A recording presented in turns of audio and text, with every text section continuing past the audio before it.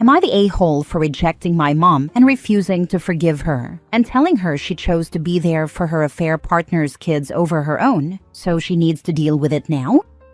I'm pretty frustrated right now, but I want to know if people think I'm being unfair. 2 years ago, my dad, my brother, 13 male, and I, 16 male, found out mom was having an affair. It shouldn't have surprised any of us. For over 2 years, she was always busy and let us down so many times. She used to be so involved, but she stopped showing up and supporting me when I was competing in swimming, and she stopped asking about it. She flaked on me every time I wanted to do our record store browse, which we'd done since I was 5, and she never said no before. She dropped the cooking classes she did with my brother and didn't show up for his talent shows. He's a musician. I have asthma, and she stopped answering calls from the school nurse to pick me up. My dad had to leave work a bunch of times, and it ticked him off because mom was a stay-at-home mom, and I was one of her reasons. But she didn't even take that seriously. It turned out when she was busy doing stuff, it meant she was busy cheating or playing mom to the guy's 2 kids. She was bonding with them and filling in for the mom they didn't have. She put them before her own kids, not just the guy she cheated with, but those kids too. The whole thing makes me so angry. When we found out, I thought she was disgusting for all of it. She didn't just cheat on dad, but she was picking the guy's kids over her own. She prioritized her affair and the children the affair partner had. Mom denied that she did that and told me and my brother she hadn't cheated on us. She told us we shouldn't hate her or pull away from her because the adult business, meaning her marriage, wasn't our business. When my parents first started their divorce, we were ordered by a judge to stay with mom 50% of the time. I hated it. She tried to integrate us with the guy and his kids, but I made it clear I'd never accept them. Mom asked us to give them a chance and forced us all to hang out like we were some kind of family, which is a freaking joke. By the time the divorce was over, the judge said I didn't need to see her that much, and I only had to go 1 weekend a month. And as of last month, the judge said I still need to go once a month, and being 16 doesn't mean I get to stop going like I want. For the past year, my mom has started to realize how much I hate her now and tries to reach out and fix it. I reject her every time and have called her names and told her to stay away from me. I told her she's gross and I want nothing to do with her. Her affair partner, who she's now married to, tried to berate me for talking to her like that, and I told him he's nothing to me, so why would I care about his opinion? He wants me and my brother to never go to the house because we make his kids feel bad by refusing to spend time with them and avoiding them. So mom tried to talk to me and begged me to forgive her. She told me she'd do anything. I told her it'll never happen. I said she chose another person's kids over us, and we remembered that.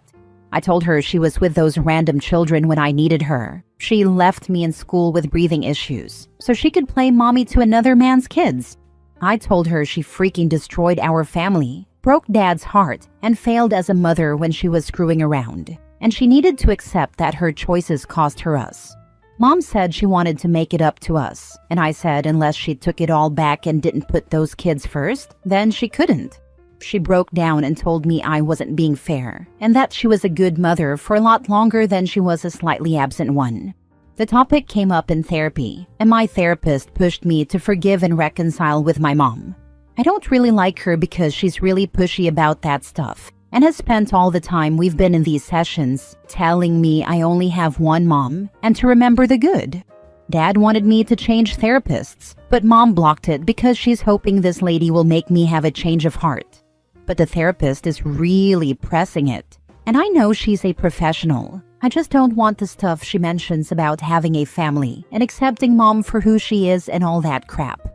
Am I the a-hole? Now for the top comments. Some advice from an older guy with friends who had negative experiences with parents. Find a way to forgive her one day. You need to know how rare it is that your mom wants to fix it now while you're young, and she still has time left. I have seen parents who wait 20 to 30 years before wanting to reconcile. They are too proud to acknowledge their mistakes. Some friends had their parents die after years of not speaking. It sucks hard for them. Again, this would be different if she didn't want it, but she does. You don't have to make it easy on her. Things don't have to ever get back to normal. But you can let her show you she is sorry and cares now, and things can get better as a result, so that you can have something still between you two, which is better than nothing. Work to figure out what that path looks like for you two, how she can build something new with you, and what that will look like. You don't want regret later. There is no future for the two of us, not to me. I want nothing to do with her. She didn't care if I lived or died when she ignored those calls. That's not the kind of mom who deserves another chance, in my opinion. She can't make me forget that. I could have died, and if I had, I hope she would have been haunted by it for the rest of her life and never had another happy day. I'd want her to carry that guilt with her. She knew how serious it had to be for the school to call, and it wasn't just once. Not the a-hole. She shouldn't be making you feel bad for her mistakes, and you shouldn't adjust just because she wants to play mom with her new family. Ignore your therapist, OP. Forgive when you are mentally ready for it, and never, never forget. Find a therapist who helps you deal with your issues, not your mother's problems and regrets. Screw that therapist. Your mom blocked the change? Then don't engage with this lady. Ignore her. If this therapist is really pressing you to do something, then she is not professional. Stop calling her that. Document all her pressure, make annotations of what she says, and let her know what you are doing. Give it to your dad, and he can go to the judge and ask for the change. She cannot force you to do anything. Keep talking to your dad about it. Tell the judge you are capable of forgiving, but at your own pace, not under pressure from your therapist and your mom. Next story. Am I the a-hole for not letting my father walk me down the aisle because of his infidelity? When I, 26 female, was 16, my older brother and I found out our dad had been cheating on our mom with her very close friend. We also found out that it had been going on for years. He gaslighted us about it for a bit, but eventually came clean. Of course, this completely devastated everyone, especially considering at that point, my parents had been married for over 15 years. In the end, they decided to work through it. They went to therapy, she forgave him, and they stayed together. However, this completely ruined my relationship with him. Up until that point, I thought my dad was the greatest man in the world. He really was my best friend, but after finding out about the affair, I wanted as little to do with him as possible. I moved out at 18, but leading up to that, I avoided him as much as I could. That worked for a while. Now it's been over 10 years since it happened, and it's starting to create bigger issues in my family. I'm getting married next year to an incredible man, and I'm very excited about it, but my family is upset about me asking my brother to walk me down the aisle instead of asking my father to do it. My mom said he's really hurt by it, which I completely understand and sympathize with, but my father and I haven't been close since his affair. My brother and I became even closer after it, and he was truly my rock during that time, so I want him included in the ceremony. Some of my family members are refusing to come because of this, calling me bitter, tasteless, etc., which is starting to get to me. I invited him to the wedding. He's more than welcome to come. I just do not want him to walk me down the aisle. I understand people can change, and from what I hear from everyone, my dad did. I think that's amazing, and I have no issue with everyone forgiving him. But I just can't. He lied to all of us for years, pretending to be this great man, but was cheating on my mom with someone who was like a second mom to us. And I don't want to be associated with someone like that, family or not. Am I the a-hole for taking this moment away from my dad? People who cheat while having a family often forget that their cheating affects their entire family. He didn't just step out on your mom, he stepped out on you too. Instead of fostering a lovely home life, spending more time with his wife and kids, he chose to create a life, albeit temporarily, with someone else. He chose someone else over his wife and his kids. Your mother may have forgiven him for nearly breaking up the family, but you didn't. And that's fine. You're not her. Somehow in all this nonsense, they managed to teach you to stand firm in your beliefs, morals, values, etc. If they don't like that you have those qualities now, that's entirely on them. They don't get to raise you to be a solid individual, and then balk when you act like a solid individual. Their bafflement is crazy to me. How the heck did they assume he'd get this honor when you've not been close in a decade? Did he just bury his head in the sand and assume that since your mother forgave him, everything was totally fine with everyone else? Did he forget you're your own person and not just an extension of your parents? Either way, though, you not meeting his expectations for your own life is his burden to bear. You're not gonna sacrifice a damn thing for a man that tried to ruin your family. If he has negative feelings about this, he needs to deal with them like an adult, not force the people around him to protect his fifis. Your mom may have signed up for a life of catering to his desires, but you sure as heck did not. Some of my family members are refusing to come because of this. Shrug it off. These people weren't worth it in the first place. Use the money you'd have spent feeding them and give yourself some extra play money for your honeymoon. Calling me bitter, tasteless, etc. Shrug it off. Tell them that if they think so poorly of you and the sanctity of marriage, they're more than welcome to. You just don't have to listen to it. Oh look, you're busy planning your wedding. Not the a-hole. It sounds like OP's dad never acknowledged the pain his affair caused his kids, let alone made any effort to try to make up for it, regain their trust, or repair the relationship in any way. He was the adult, the parent, and the one in the wrong. The onus was on him. And he did nothing. It's genuinely bizarre that he feels entitled to walk OP down the aisle, resounding not the a-hole. Thank you. I was in a similar situation due to my father's infidelity, and I never saw him in the same way, but he expected everybody to just snap back to normal as if it was fine. He certainly didn't acknowledge the pain that was caused. He simply told us, "We get over it in time." I explained to a friend of mine at the time that it was like his affair was a meteor strike on top of us, and all of a sudden he's there walking away from the rubble, wondering why we're not picking ourselves up out of the crater faster. Not the a-hole, and do not let what he thinks he deserves take precedence over what you know you and your brother deserve. Last story. Am I the a-hole for not giving my late brother's wife access to money meant for my nephew during an emergency?